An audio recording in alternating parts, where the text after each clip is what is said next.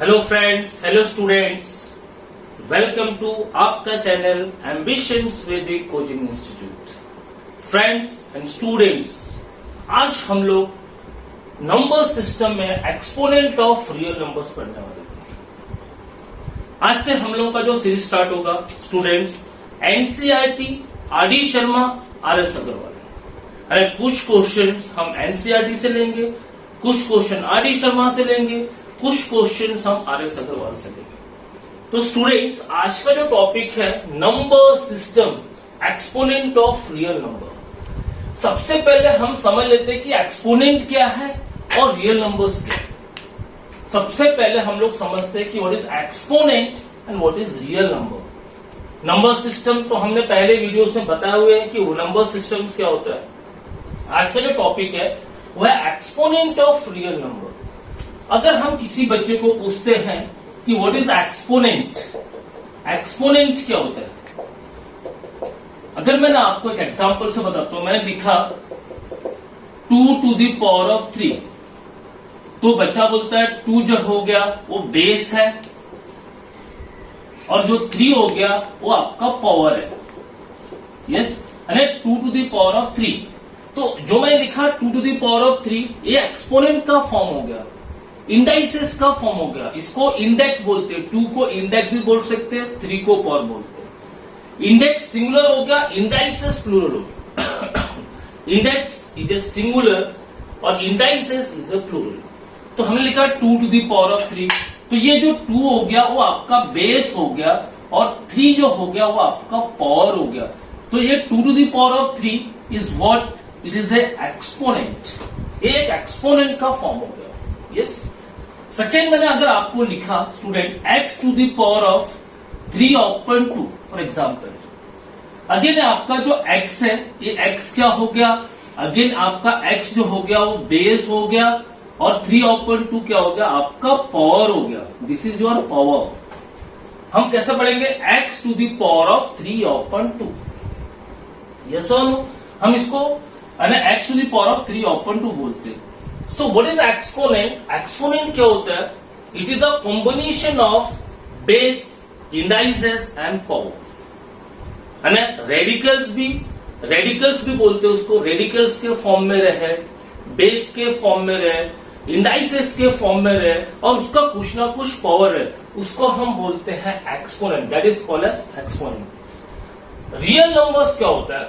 Real numbers, क्योंकि हमारा topic है एक्सपोनेंट ऑफ रियल नंबर्स। अब देखिए real numbers students, real numbers जो रहता है it is the composition of, it is the combination of all the number system. उसके अंदर रैशनल भी आ गया, इरेशनल भी आ गया, जो हमने 8th में रैशनल पढ़ा था। इसके पहले वीडियो मैंने इरेशनल बताया था, इरेशनल नंबर, इंटीजर्स हो गए, जीरो नंबर्स हो गए, नंबर सिस्टम हो गया। जितने भी जो नंबर सिस्टम बने हैं, जितने भी आज तक मैथमेटिक्स बने हैं, वो पूरा रियल नंबर्स होते हैं। रियल नंबर्स क्या हो गया, it is the composition, it is the combination of rational, irrational, integer, negative numbers, positive integers, zero, whole numbers, natural numbers, algebraic expression, all these are real numbers. है ना, real numbers क्या हो गया, आपको समझ में आ गया होगा। It is the combination of rational और इरेशनल बोलेंगे तो भी सही है, गलत नहीं है। तो हमारा जो टॉपिक है आज का वो है एक्सपोनेंट ऑफ रियल नंबर्स। आज सबसे पहले एक्सपोनेंट ऑफ रियल नंबर्स में हम सबसे पहले पढ़ेंगे लॉस ऑफ एक्सपोनेंट। और ये जो लॉस ऑफ एक्सपोनेंट हम पढ़ने वाले स्टूडेंट्स, ये बहुत इंपॉर्टेंट है, क्योंकि अभी तक आपने जो 8th में लॉ ऑफ एक्सपोनेंट पढ़ा होगा या जो भी एनसीईआरटी में पढ़ा होगा वो लिमिटेड था। आज हम लोग जो पढ़ने वाले हैं लॉस ऑफ एक्सपोनेंट, वो वास्ट है। वास्ट इसलिए है क्योंकि उसके अंदर हम अलजेब्रिक एक्सप्रेशंस भी ला रहे हैं, अर्थमेटिक्स भी ला रहे हैं और कुछ ज्योमेट्री के भी पार्ट्स ला रहे हैं। क्योंकि ये जो सीरीज चलेगा एक्सपोनेंट ऑफ रियल नंबर, वो 3 पार्ट्स में चलेगा। नंबर सिस्टम टाइप 3rd है और exponent of real number part 1, part 2, part 3 में डिवाइड हो जाएगा। इसलिए आखिरी तक ये वीडियो वॉच कीजिएगा, क्योंकि इसमें बहुत सारे चीजें जो आ रही है, जो मिल रहा है, जो आपने अभी तक नहीं पढ़ा। और इससे आपको competitive exams, olympiad, NTSC, MTSC और बाकी एग्जाम में भी काफी चैप्टर्स में हेल्प मिलेगा। सबसे पहले लेते हैं लॉस ऑफ एक्सपोनेंट्स।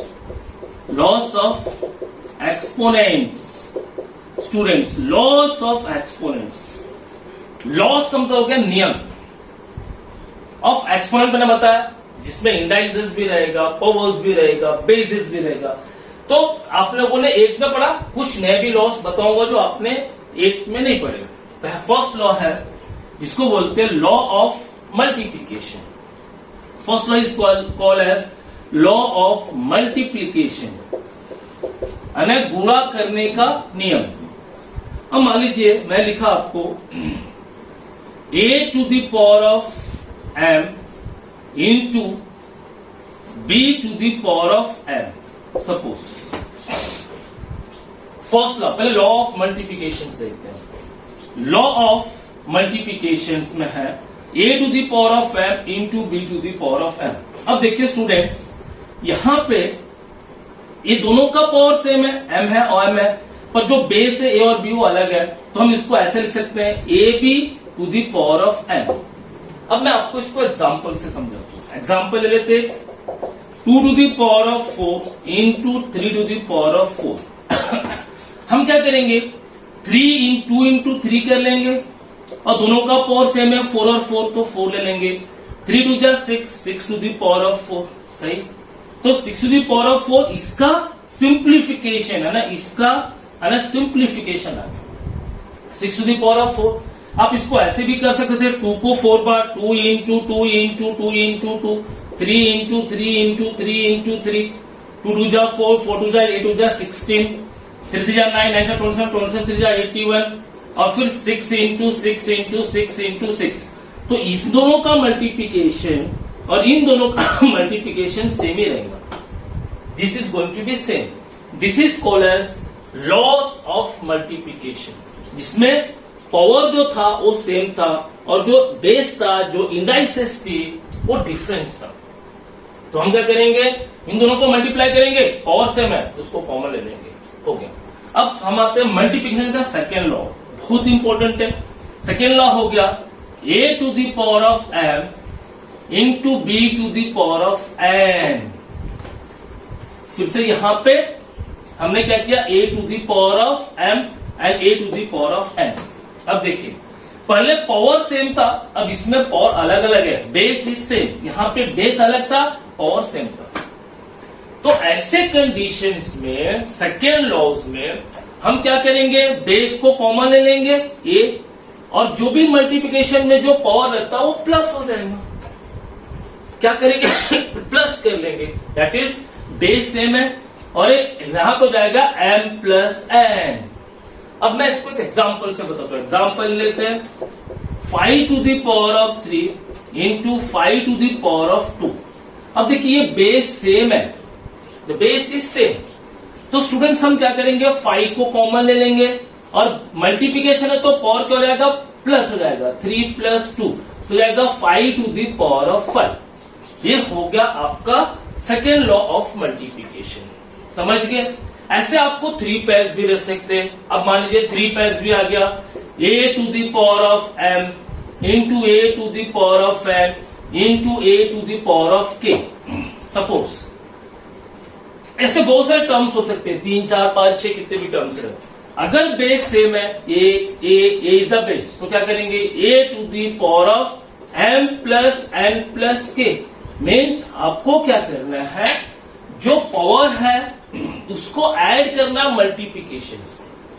तो ये था आपका लॉस ऑफ मल्टीप्लिकेशन। मैं आपको 10 लॉस बताने वाला हूं। पार्ट 1 में exponent of real numbers 10 series चालू है, से इसको आखिरी तक देखिएगा क्योंकि आपको बहुत सारी चीजें बताऊंगा जो आपने अभी तक नहीं पढ़ी होंगी।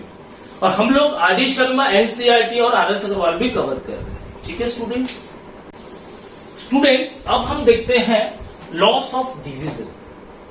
Second very important is loss of division. Next very बहुत ही ज्यादा इंपॉर्टेंट है, वो है loss of division. Loss of division यानी डिवीजन के लॉस, है जो हम डिवाइड करते भाग देते हैं उसके लॉस। पहला है देखिए a to the power of m divide by b to the power of m। अब देखिए स्टूडेंट्स ए डिवीजन में है, बेस अलग है और पावर सेम है, तो हम क्या करेंगे a upon b to the power of m, सीधा सीधा a upon b to the power of m। a और b को डिवाइड कर लेंगे और पावर सेम था तो आ गया। फॉर एग्जाम्पल से बताते हैं 2 to the power of 3 divide by 3 to the power of 3 for example.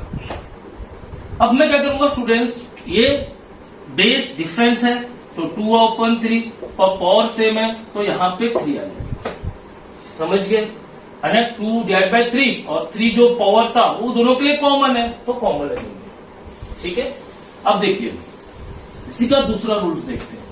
अभी a to the power of m divided by b to the power of a to the power of n। अब देखिए अब यहां पे base same है और power अलग अलग है, तो ऐसे कंडीशन में अगर डिवीजन के कंडीशंस में अगर आपका पावर अलग अलग है और बेस सेम है तो पावर को माइनस करना है। क्या करेंगे, minus a to the power of m minus n हो गया, a to the power of m minus n, this is the answer. Example से बताता हूं आपको 2 to the power of 3 divided by 2 to the power of 1 for example. अब देखिए ये 2 और 2 सेम है तो क्या करेंगे 2 कॉमन हो जाएगा। डिवीजन लॉस ऑफ डिवीजन में है तो क्या करेंगे 3 माइनस 1 तो 2 टू द पावर ऑफ 2। समझ गए स्टूडेंट्स, ये ऐसे लेना है। ये था आपका लॉस ऑफ डिविजन्स। अब हम लेते हैं अगला rules, a to the power of minus 1। ये देखिए a टू द, अगर आपका पावर नेगेटिव्स में रहेगा, अगर आपका पावर नेगेटिव्स में है, रेडिकल्स के साइड में नेगेटिव रेडिकल साइंस है तो क्या करेंगे, ये हो जाएगा 1 अपॉन a, 1 लगाना है तो माइनस हट जाएगा, a आ गया और यहां पे 1 आ गया। For example minus 2 to the power, मैंने लिखा 2 to the power of minus 1, तो ये कैसे रहेगा 1 अपॉन 2, खत्म, ये रहेगा 1 upon 2। This 1 upon 2 is the answer, खत्म हो गई। तो ये हो गया आपका लॉस ऑफ डिवीजन। हमने लॉस ऑफ डिविजन पढ़ लिया। स्टूडेंट्स अब ये जो सीरीज रहेगा ये बहुत लंबा चलेगा, आप इसको ध्यान से देखिए। और स्टूडेंट्स 9th स्टैंडर्ड के जो स्टूडेंट्स है, मैं इसको बताना चाहता हूं कि हम लोगों ने top of stock her Sunday रखे हुए, जिसमें आपको 2 टॉपर्स के बच्चों का इंटरव्यूज मिलेगा। बच्चे आपको मोटिवेट करेंगे। Competitive exams, olympiad, NTSC, MTSC, state talent search exams या जितने भी डीवीएम एग्जाम्स, उन बच्चों का भी आपको इंटरव्यूज लाइव हम दिखाएंगे एवरी संडे एट 6 PM। तो स्टूडेंट्स और पेरेंट्स को देखिएगा, आपको उससे एक मोटिवेशन मिलेगा। ठीक है बच्चे लोग, ये आपको समझ गया होगा। This you could have understood very well, I think it's so, yes और नो।